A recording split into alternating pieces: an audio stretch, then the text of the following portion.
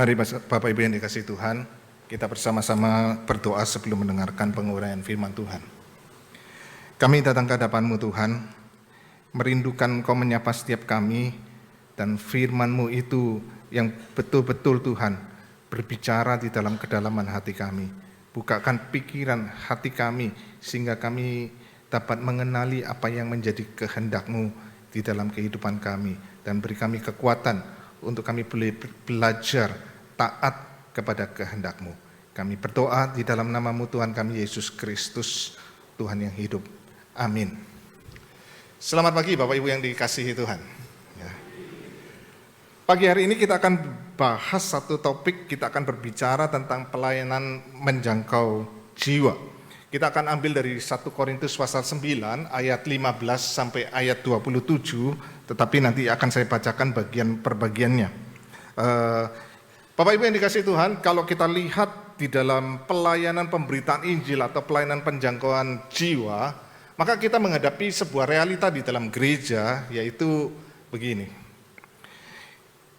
Pemberitaan Injil atau Injil itu hanya digerakkan oleh segelintir orang di dalam gereja. Maka kita menghadapi sebuah realita, kalau ngomongin penginjilan, penjangkauan jiwa, itu langsung dalam memori kita itu Bapak. Ya, tugasnya bidang PI, ya. Dan kemudian bidang PI bikin program dengan bersusah payah mengajak, ayo kita ikut, dan kemudian apa? Hanya beberapa orang yang ikut. Ini yang realita yang terjadi di dalam kegerakan-kegerakan penginjilan yang ada di dalam gereja. Yang kedua adalah seringkali kemudian pemberitaan Injil itu Injil diberitakan itu dengan motivasi yang keliru. Sehingga kita tidak lagi mengerjakan pemberitaan Injil itu dengan sukacita, tetapi ada satu beban yang berat gitu ya. Apalagi kemudian kalau kemudian yang mengkhotbahkan berkata, orang yang tidak memberitakan Injil tidak selamat begitu kan ya. Itu tambah menakutkan. Dan yang ketiga, yang kemudian realita yang terjadi di dalam kehidupan, ini bukan di dalam gereja, mungkin juga di dalam kehidupan di dunia ini, Injil itu begitu indah, tetapi tidak menarik bagi zaman ini. Ini sebuah realita yang kemudian kita hadapi, ya. Begitu indah, kita tahu Injil itu begitu indah, tetapi realitanya kenapa tidak menarik di dalam zaman ini? Maka kita perlu belajar melihatnya bersama-sama.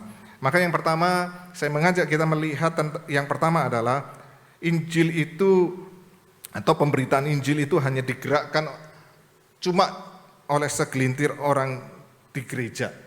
Kenapa kok ini terjadi? Persoalannya adalah kita tidak melihat Injil itu sebagai identitas hidup kita. Kalau kita ngomong Injil, kita cuma bicara tentang apa? Saving grace, betul nggak? Percaya Yesus, selamat, masuk surga. Setelah itu selesai. Kita tidak melihat Injil sebagai living grace yang menjadi dasar, yang mempengaruhi, yang membentuk diri kita dan identitas hidup kita. Maka inilah yang Paulus mau bicarakan Bapak Ibu. Di dalam 1 Korintus pasal yang ke-9, kita lihat ayat 15 sampai ayat yang ke-16. Namun aku tidak pernah menggunakan satu pun dari hak-hakku itu. Aku tidak menulis semuanya ini supaya aku pun diperlakukan juga demikian. Sebab lebih baik aku mati daripada berbuat seperti itu. Sungguh kemegahanku tidak dapat ditiadakan siapapun juga. Paulus bicara kemegahan, kebanggaan, ya. Seakan-akan ini kebanggaan tentang diri, tetapi bukan. Kalau kita lihat ayat 16, jika aku memberitakan Injil, aku tidak mempunyai alasan untuk apa? Memegahkan diri, sebab hal itu merupakan keharusan bagiku. Celakalah aku jikalau aku tidak memberitakan Injil. Maka bagi Paulus kemegahan bukanlah kemegahan diri, tetapi kemegahan di dalam dirinya adalah karena Kristuslah. Injil itulah yang menjadi identitas bagi diri Paulus. Maka kemudian kita melihat di situ pergumulan manusia. Kalau kita perhatikan, kenapa kok bukan Kristus di tengah-tengah gereja, bukan Kristus di tengah-tengah dunia ini? Karena adalah kemudian kita melihat persoalan keberdosaan manusia. Maka kalau kita melihat Adam dan Hawa, jatuh di dalam dosa adalah persoalan ini karena Adam dan Hawa menolak kedaulatan Allah. Adam dan Hawa ingin dirinya yang berkuasa, bukan Allah yang berkuasa atas hidup mereka. Maka akibat dosa yang terjadi adalah unik ketika Adam dan Hawa makan buah itu karena mereka ingin lepas daripada Allah, karena mereka tidak mau Allah itu hadir di dalam kehidupan mereka. Apa yang terjadi? Mereka berpikir bahwa mereka akan jadi Allah. Waktu makan buah itu mereka berpikir kalau saya makan, mata saya tercelik dan saya menyadari bahwa diri saya adalah Allah. Tetapi yang terjadi adalah ketika Adam dan Hawa makan buah itu, mata mereka betul tercelik. Tapi tercelik ternyata bahwa mereka begitu bobrok, mereka tercelik karena mereka melihat telanjang bukan secara fisiknya saja, tetapi telanjang sebenarnya di dalam hati yang kemudian kehidupan mereka yang ternyata adalah orang yang berdosa. Maka mereka menjadi malu. Dan di dalam usaha untuk menutupi rasa malu itu, apa yang dilakukan Adam dan Hawa? Mereka ambil daun-daun dan coba tutupi tubuh mereka. Padahal persoalannya bukan di tubuh mereka, persoalannya adalah di mana? Di hati mereka. Ada rasa malu karena kesadaran bahwa mereka berdosa di hadapan Allah, kesadaran bahwa mereka tidak layak di hadapan Allah. Maka kemudian disitulah usaha manusia untuk menutupi rasa malu dengan apa? Manusia mencari dengan keberhargaan diri, kebermaknaan diri. Maka yang dilakukan manusia adalah untuk menjadikan diri manusia bermakna adalah manusia mencoba dengan performa. Saya bagaimana berprestasi, bagaimana usaha saya menjadi maju, bagaimana saya jadi orang kaya, bagaimana saya jadi orang hebat. Dan itulah yang kemudian manusia cari. Untuk apa? Aku berarti, aku bermakna. Maka ini yang kemudian menjadi pengajaran termasuk di dalam gereja. Maka di dalam kehidupan bergereja pun kemudian akhirnya yang menjadi persoalan dalam gereja adalah apa? Kita kemudian bukan menyembah Tuhan, tetapi sebenarnya kita sedang mencari, bukan mencari Tuhan, sedang mencari keberhargaan diri. Dan keberhargaan diri kita cari bukan dengan Tuhan, tetapi dengan apa? Pelayanan-pelayanan, dengan rajin ke gereja. Saya bukan berarti ngomong gini, kita tidak usah pelayanan, tidak usah rajin gereja, tidak usah saat teduh, bukan. Tetapi kemudian kita mencari itu dan melakukan itu supaya apa? Oh, saya ini orang berarti. Kalau saya semakin banyak melayani, saya semakin banyak ikut kegiatan di dalam gereja, saya menjadi orang yang apa? Saya orang yang rohani, saya orang yang berarti, saya diterima Tuhan. Maka jadilah kemudian di dalam kehidupan kita ini cuma jadi orang Farisi, yang hidup cuma dengan hukum-hukum Taurat. Maka unik ya, kita diselamatkan dari hukum Taurat, tetapi setelah kita diselamatkan, kita hidup dengan hukum Taurat. Maka kita menjadi orang yang legalistik. Kita hidup di dalam legalisme. Legalisme apa? Hidup cuma dengan aturan-aturan. Maka kalau lihat aturan dalam gereja, itu lebih banyak daripada aturan di dalam Alkitab. Betul nggak? Lebih banyak. Ya. Orang Yahudi di dalam hukum Taurat itu sampai punya 613 aturan. Nah, kita gereja bisa punya berapa ribu aturan. Ini yang kemudian kita kejar dengan apa? Performa, dengan KPI yang kemudian kita bangga, oh saya bermakna dan saya berarti saya lakukan itu. Tapi sebaliknya ketika kita gagal, kita menjadi orang yang apa? Kita menjadi orang yang kemudian merasa diri kita tidak berharga. Kalau diri kita tidak berharga, kemudian kita lakukan adalah apa? Ya udah, saya nggak mau ikut aturan-aturan. Saya mau hidup seenak-enaknya saja. Maka kemudian saya mau hidup dengan antinomianisme, anti dengan hukum-hukum, anti dengan aturan-aturan. Maka kita hidup di dalam dua ekstrim. Makanya di dalam kekristenan kan ada orang, yang penting kan saya sudah selamat. Ya sudah selamat, ya udah saya bebas aja berbuat dosa, betul nggak? Sisi yang lain, enggak, saya nanti keselamatannya bisa hilang. Dan kemudian apa? Saya hidup harus menjaga dengan aturan-aturan. Maka ini yang terjadi. Kita menjadi orang yang berhasil atau orang yang gagal. Dan identitas kita cuma dibentuk dengan itu, performa. Kalau berhasil kita jadi sombong, kita menghancurkan orang lain dengan menghakimi orang lain. Makanya di gereja penghakiman itu begitu luar biasa. Gereja bukan tempat untuk orang berdosa, gereja adalah tempat untuk orang sempurna. Itu yang kemudian terjadi sebenarnya dalam gereja. Yang seharusnya gereja adalah tempat bukan untuk orang sempurna, karena tidak ada orang sempurna. Gereja adalah tempat untuk orang berdosa. Tetapi justru di dalam gereja lah gosip, penghakiman itu terjadi. Maka kemudian kita membangun. Kalau kita kemudian merasa diri gagal, kita rendah hati dan kita menghancurkan diri kita. Kita takut melayani, kita takut memberitakan Injil, aku juga layak dan sebagainya. Ya udah, aku hidupku ini hidup gak karu-karuan aja gak apa-apa. Kita menghancurkan diri kita. Dan selalu kemudian itulah identitas kita mau bentuk dengan performa kita. Yang justru tidak pernah performa kita bisa cukup untuk menutupi rasa malu kita. Karena performa kita satu saat akan berhenti, terbatas. Kita bukan orang sempurna. Kita juga di dalam performa, di dalam prestasi-prestasi kita dalam dunia, semua terbatas, semua tidak kekal.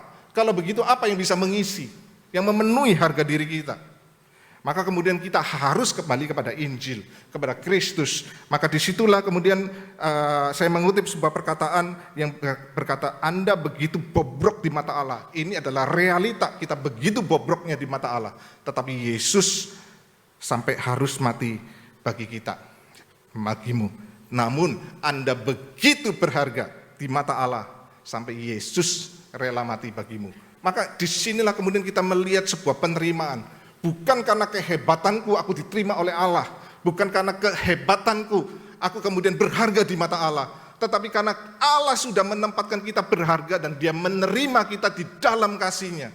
Sampai Dia rela mati buat kita. Itulah yang membentuk identitas kita.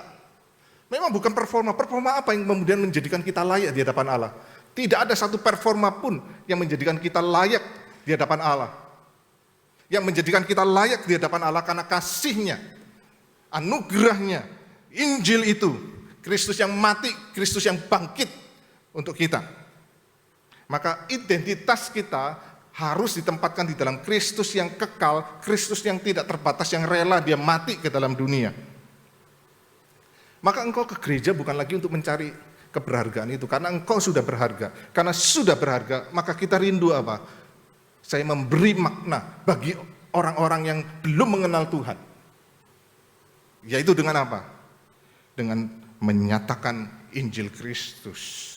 Maka kalau kita tidak pernah dipuaskan dengan Kristus, identitas kita tidak di dalam Kristus, engkau tidak akan pernah tergerak. Gereja mau bikin program sebagus apapun, maka engkau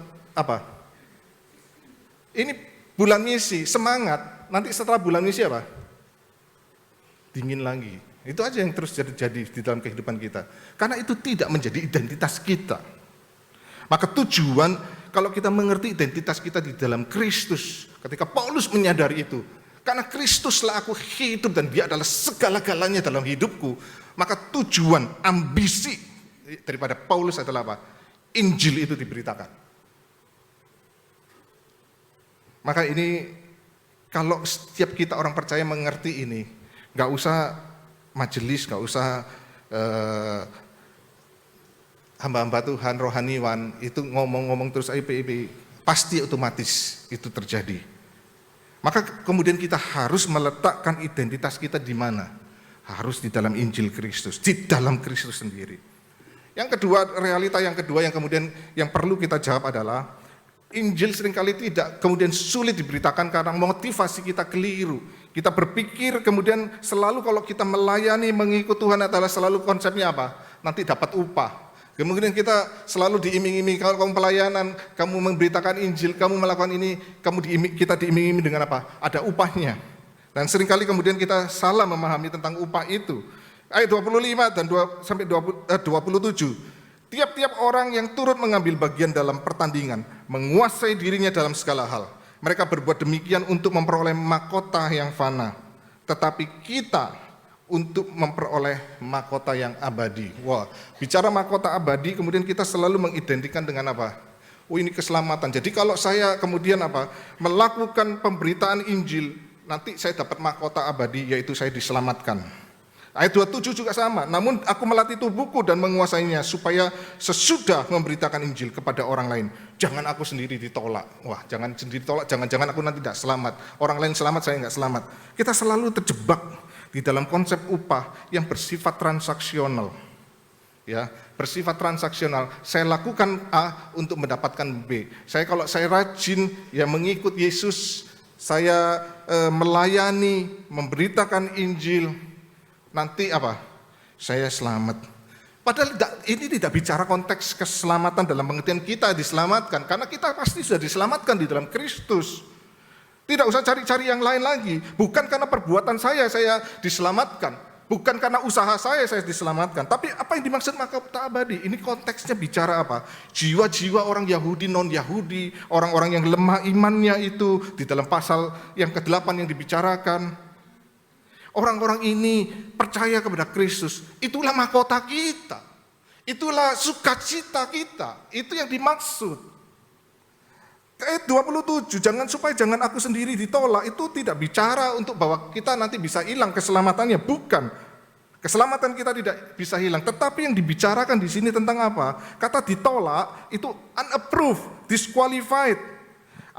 Ini konteksnya bicara tentang pelayanan yang kita kerjakan, harus kita kerjakan dengan sungguh-sungguh, dengan sebaik mungkin, supaya itu apa? Tahan uji, efektif. Ini yang harus kita kerjakan. Maka kita melayani karena apa? Bukan karena upah loh. Perhatikan ayat 17 dan 18. Andai kata aku melakukannya menurut kehendakku sendiri, memang aku berhak menerima upah. Namun karena aku melakukannya bukan menurut kehendakku sendiri, pemberitaan itu adalah tugas penyelenggaraan yang dipercayakan kepadaku. Ya, Paulus bicara tentang tugas, tapi lebih daripada itu, Paulus melebihi memikirkan itu sebagai tugas kewajiban. Jika demikian, apakah upahku? Wah, ini Paulus melihat satu konsep yang kita melihat konsep yang indah. Upahku ialah ini, bahwa aku boleh memberitakan Injil tanpa upah, dan bahwa aku tidak menggunakan hakku sebagai pemberita Injil. Karena zaman dulu pemberita Injil seperti sekarang, rohaniwan itu diberi tunjangan hidup, dipelihara. Tetapi Paulus tidak menggunakan hak itu. Upahku ialah bahwa aku boleh memberitakan Injil tanpa upah. Tapi jangan nanti bicara kalau gitu rohaniwan gak usah dipelihara itu. Jangan ya, jangan salah mengerti ya. Tetapi Paulus begini loh, kesadaran Paulus melihat anugerah Tuhan. Anugerah itu yang kemudian dia menyadari, kalau sekarang aku sudah beroleh anugerah, aku sudah dapat upahnya. Aku nggak perlu cari-cari upah yang lain lagi. Maka itu kemudian saya kerjakan karena saya mengalami anugerah Tuhan dalam hidup saya. Ini konsep yang penting. Upahku ialah bahwa aku boleh memberitakan Injil tanpa upah. Karena apa? Karena Paulus menyadari dia sudah mendapatkan upah, yaitu anugerah Tuhan itu. Keselamatan yang dia terima itu. Maka kita melihat keselamatan, pelayanan, hidup kita, itu anugerah loh. Di dalam seluruh aspek kehidupan kita, anugerah Tuhan. Bahkan para pebisnis pun, saya ketemu pebisnis yang cukup besar, yang anak-anak Tuhan yang sungguh-sungguh, mereka berkata apa? Ada yang ngomong 10% usaha, 90% itu dari Tuhan. Dari realita kemudian bisnis kemudian kita harus menyadari itu. Banyak, saya melihat pernah itu salah satu konglomerat di Indonesia, tapi dia anak Tuhan, dia ngomong itu semua Tuhan yang memberikan. Kita ngomong pelayanan. Pelayanan itu pun sebuah anugerah. Bapak Ibu pernah pikir enggak? Tuhan bisa kerjakan semua enggak? Sendirian. Pernah nggak berpikir bahwa Tuhan bisa kerjakan semua pelayanan sendirian? Bisa. Sempurna nggak hasilnya? Sempurna. Kok mau pakai kita? Justru kita pelayanan, lebih banyak masalahnya atau lebih banyak beresnya? Termasuk saya ngomong dengan diri saya sendiri. Lebih banyak kita bikin masalah daripada bikin yang beres di dalam gereja, betul nggak? Banyak pertengkaran, konflik, ya gengsi, sombong saingan di dalam gereja. Unik ya, dalam gereja aja bisa saingan, loh bener tapi itu. Kita banyak menimbulkan masalah. Loh kalau Tuhan itu tahu kita banyak menimbulkan masalah, kok tetap mau pakai kita? Kok tetap mau jadikan kita rekan kerjanya? Anugerah. Anugerah loh. Ya. Hidup kita coba pikirkan, nafas aja itu sebuah anugerah. Yang paling sederhana, bernafas saja. Ya, saya tahun 2020 berapa? 22 waktu Delta ya, 2022. Saya hampir meninggal karena Covid. Itu saya baru mengerti ternyata nafas itu benar-benar kalau tidak dianugerahkan Tuhan itu sulit. Saya saturasinya sampai rendah begitu ya. Saya coba copot oksigen, mau ke toilet saya pikir bahwa cuma saturasinya masih tinggal 70%. Oke, nggak apa-apa. Saya hampir pingsan. Cuma jalan ke toilet cuma berapa meter. Bayangkan, untuk bernafas aja kita itu perlu anugerah Tuhan. Betul nggak? Maka Bapak Ibu, dalam hidup ini kalau ketika kita menyadari anugerah Tuhan, hidup adalah anugerah. Semua karena anugerahnya yang begitu besar. Maka kita mau, Tuhan, Engkau terlalu baik. Aku mau berikan yang terbaik untuk Engkau. Bahkan yang terbaik yang kita bisa berikan untuk Tuhan pun tidak bisa balas kebaikan Tuhan terhadap kita. Tetapi persoalannya, kenapa kita begitu sulit untuk memahami tentang anugerah? Kenapa kita di dalam pikiran itu sering, dan itu sudah umum kata anugerah, tetapi kita begitu sulit menghidupinya? Kenapa? Karena kita ini selalu dari kecil dilihat dari apa?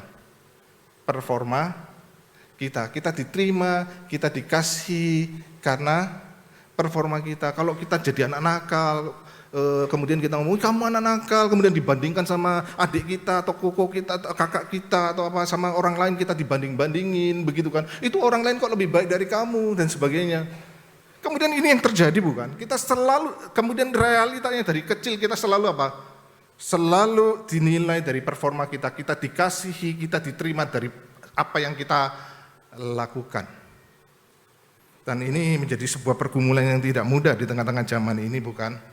Ya, karena memang itulah tuntutan. Sekolah pun zaman saya angka 6 lulus, ya, bahkan 5 lebih dikit masih dikasih lulus. Sekarang 7 lulus nggak? Nggak lulus. Jadi sebenarnya anak-anak sekarang lebih kasihan. Nanti ke depan nilai 10 cukup nggak? Nggak cukup, harus 11 yang nggak ada di sekolah. Betul, saya itu dididik sama mama saya itu, kamu dapat berapa? 9. Teman berapa? 10. Wah kamu nggak bagus, jelek. Saya sudah belajar dapat 10, cukup nggak? Nggak cukup. Nggak cukup. Harus lebih dari 10 yang nggak ada nih. Anak sekarang hidup di dalam persaingan. Orang tua punya anak baby penuh persaingan bukan? Sekarang bayi masuk TK umur berapa? 3,5 tahun, bukan 4 tahun. Anak saya, zaman saya itu, anak saya itu 4 tahun itu saya disuruh tanda tangan. Sekarang 3,5 tahun. Ya, kemudian orang tua bangga, wih anakku pinter 3,5 tahun. Padahal anak 3,5 tahun disuruh sekolah, kasihan. Secara kejiwaan itu nggak baik. Coba ke Finlandia, pendidikan nomor 1 di dunia. Anak masuk SD 7 tahun, ya, nggak ada umurnya. Kita begitu bangga itu. Kenapa? Anak-anak sudah dari kecil kita suruh saingan. Saya pikirkan 10 tahun, 15 tahun lagi, nanti baru lahir suruh masuk TK. Betul nggak? Kan tambah turun terus itu mesti masuk. Betapa kasihannya begitu, kita hidup dibentuk, kamu harus mempunyai sesuatu, baru kamu itu kemudian diterima oleh dunia ini. Kalau kamu tidak punya sesuatu, kamu ditolak oleh dunia ini. Wah itu kemudian menyebabkan kita itu apa? Aku harus dengan kekuatanku sendiri. Maka konsep tentang anugerah, kita ada tertanam kata anugerah. Tetapi mengalami anugerah, memahami anugerah itu sulit sekali. Maka kita harus melihat kembali kepada Kristus. Tidak ada satupun kebaikan kita, usaha kita yang menjadikan kita apa? Kemudian bisa diterima Tuhan. Tetapi tidak perlu berusaha. Tuhan sendiri datang, menerima, mengasihi kita, dan tidak pernah buang dan tidak pernah tolak kita. Wah kalau kita ngerti itu, kita ingin bagikan. Banyak orang yang dunia ini penuh kepahitan Bapak Ibu. Di dalam pergumulan hidup mereka. Ya, dengan penolakan. Banyak orang stres, karena apa? Karena selalu dituntut dengan performa. Pada akhirnya kita mempunyai sebuah generasi yang akhirnya lelah dengan kehidupan. Karena selalu dituntut apa? Apa yang performa kamu, kehebatan kamu, prestasi kamu, kalau kamu punya itu baru diterima. Maka kita harus bagikan anugerah itu. Ya. Bagikan itu. Dan Injil itu menjadi jawaban di tengah-tengah dunia ini. Tetapi yang terakhir Bapak Ibu, saya agak cepat ya karena waktunya. Kita harus melihat begini, tantangan yang ketiga adalah keindahan Injil kenapa tidak lagi diminati dengan zaman ini.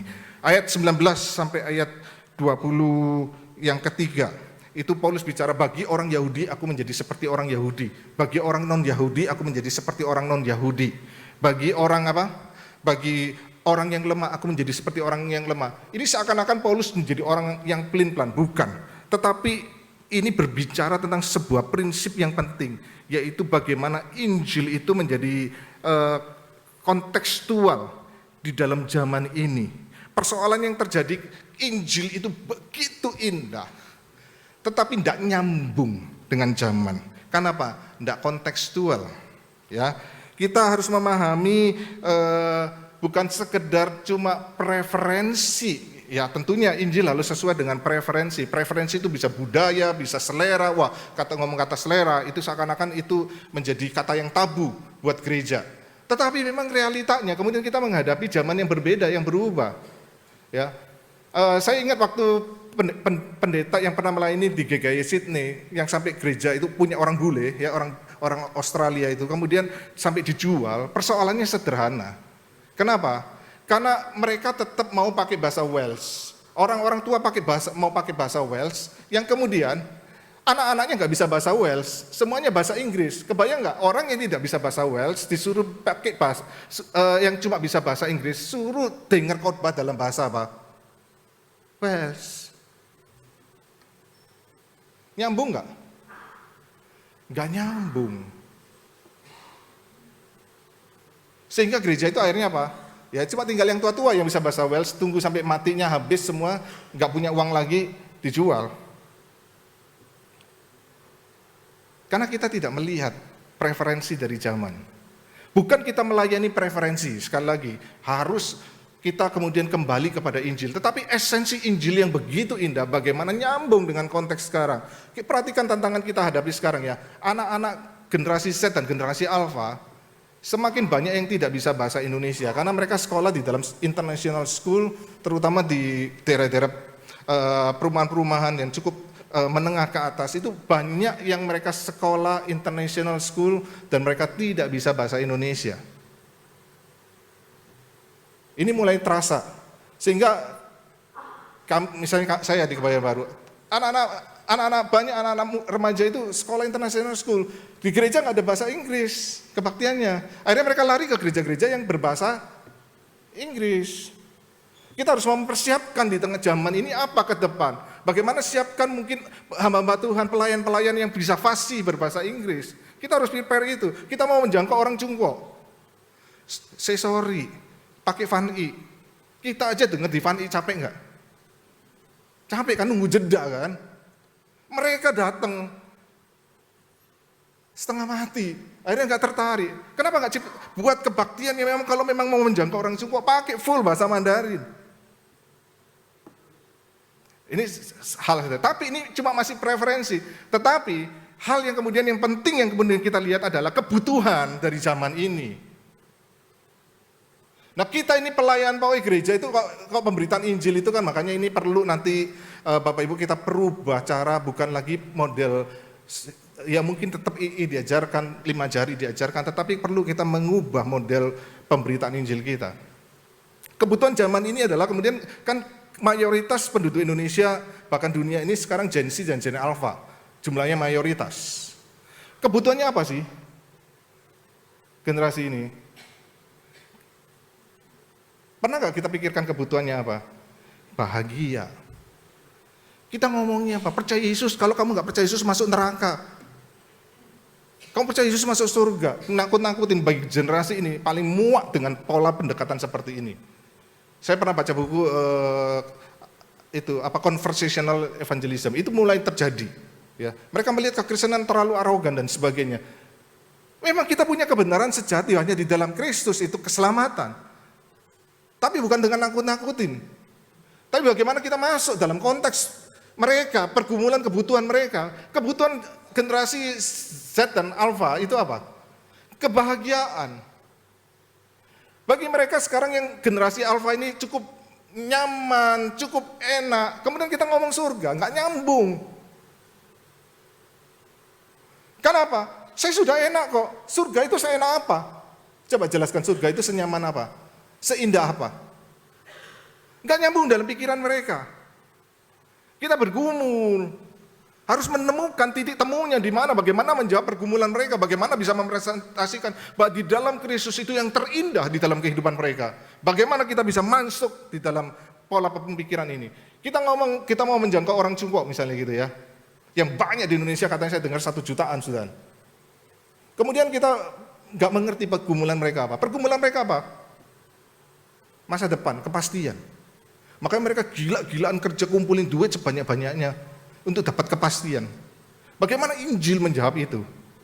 Memberikan sebuah kepastian di dalam kehidupan mereka. Di tengah-tengah realita yang tidak pasti ini. Belum lagi kita ngomong, mungkin perlu kita pikirkan model penginjilan kita adalah apologetika. Karena banyak pertanyaan-pertanyaan yang begitu kritis, yang kita orang tua ngomongnya apa? Pokoknya percaya. Pokoknya kamu percaya. Nggak bisa diterima di tengah-tengah kondisi zaman kita. Mereka pingin jawaban yang logis, yang masuk akal. Dan bagaimana kita menjawab itu? Contohnya aja evolusi aja sederhana, kita sulit loh. Evolusi kan kalau kita zaman dia kemiripan tangan dengan sayap apa dan sebagainya. Enggak, pergumulan evolusi sekarang teori adalah apa? Di dalam masalah genetika. Kalau tidak salah simpanse atau orang hutan itu punya kesamaan gen dengan manusia. Itu 98 atau 99%. Kalau kesamaannya di atas seperti itu, kita itu memang ada saudaraan. Bagaimana jawab ini? Pernah nggak gereja menjawab ini? Sehingga banyak orang nggak bisa dijawab dan kemudian oh ya memang teori evolusi itu benar. Dan akhirnya mereka nggak percaya Tuhan. Saya bergumul ini loh waktu saya ke Singapura pernah 10 tahun lebih yang lalu. Ya. Tapi saya menemukan justru Alkitab itu begitu indah. Kenapa? Saya menemukan tikus putih itu punya kesamaan 94% gennya dengan manusia. Tikus putih dengan monyet relasinya apa? Enggak ada. Ada seekor ikan di Amazon kurang lebih 90% punya juga kedekatan dengan manusia. Ini saudaraan. Tikus putih, ikan, sama monyet. Yang ketiga-tiganya relasinya apa? Enggak. Nah ini kemudian kita bisa melihat. Kalau begitu, disitulah kita menemukan jawaban betapa kreatifnya Allah pakai bahan yang sama, tapi bisa menciptakan yang berbeda. Binatang diciptakan dari apa? Tanah. Kejadian pasal 2. Manusia diciptakan dari tanah. Jadi dari bahan yang sama, Tuhan bisa bikin kreativitas yang begitu indah. Kita harus jawab. Peristiwa Natal, itu dongeng. Bagaimana kita menjawab? Gak mungkin tanpa sel sperma ketemu sel telur bisa terjadi pembuahan. Ya itu mujizat. Ya oke, mujizat, memang itu mujizat. Tapi persoalan kita harus jawab, bisakah sel telur tanpa sel sperma bisa terjadi pembuahan?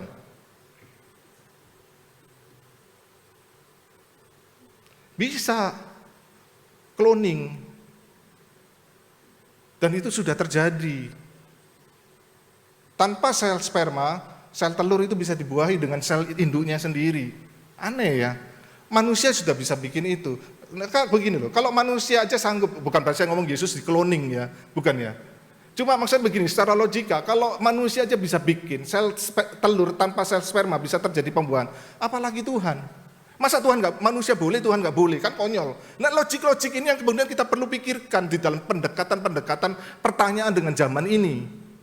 Dan itu yang perlu kita perlengkapi, maka perlu gereja bikin seminar-seminar apologetika. Dari situ kemudian bisa menjawab tantangan-tantangan zaman ini. Ini yang perlu kita pikirkan Bapak Ibu. Bagaimana Injil itu bisa kontekstual dan pada akhirnya bisa diterima dengan jelas oleh zaman ini. Ini yang perlu kita kerjakan bersama-sama di dalam pelayanan menjangkau jiwa. Ya. Kalau enggak kita seperti petinju yang meninju angin, tidak tahu, nggak kena sasaran begitu. Bapak Ibu yang dikasih Tuhan, ada 2 pertanyaan yang kemudian coba kita refleksikan bersama.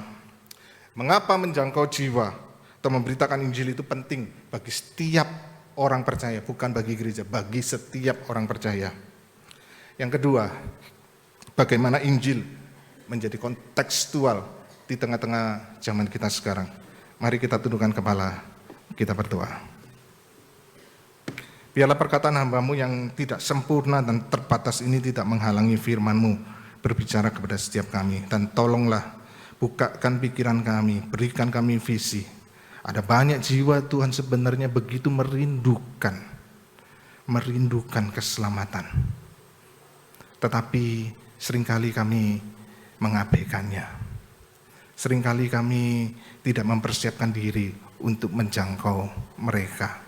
Biarlah Engkau menolong kami, tanamkan visi ladang yang sudah menguning ini siap dituai. Tuhan, ini kami berdoa di dalam nama-Mu Tuhan kami Yesus Kristus. Amin.